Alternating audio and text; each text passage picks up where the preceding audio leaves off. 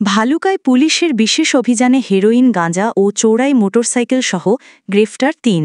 ভালুকা উপজেলা প্রতিনিধির রিপোর্টে জানাচ্ছেন পুলক শেখ। ময়মনসিংহের ভালুকা উপজেলায় মাদক ও চোরাচালান বিরোধী বিশেষ অভিযানে হেরোইন, গাঁজা এবং চোরাই মোটরসাইকেল সহ ৩ জনকে গ্রেফতার করেছে ভালুকা মডেল থানা পুলিশ। শুক্রবার ১৮ জুলাই উপজেলার বিভিন্ন এলাকায় পৃথক অভিযান চালিয়ে আটক করা হয় ধামসুর গ্রামের মৃত আবু সাইদের ছেলে উজ্জ্বল, পৌরসভার ৭ নম্বর ওয়ার্ডের রবি মিয়া ভুট্রো এবং কিশোরগঞ্জের করিমগঞ্জ উপজেলার কোনাপাড়া গ্রামের মোহাম্মদ কাজল মিয়া।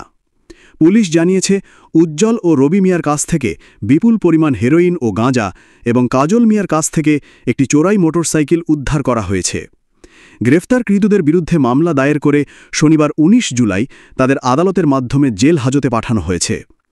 ভালুকা মডেল থানার ওসি মোহাম্মদ হুমায়ুন কবির জানান, মাদক ও চোরাচালান প্রতিরোধে এ ধরনের অভিযান নিয়মিতভাবে চলবে। দৈনিক টার্মিগান।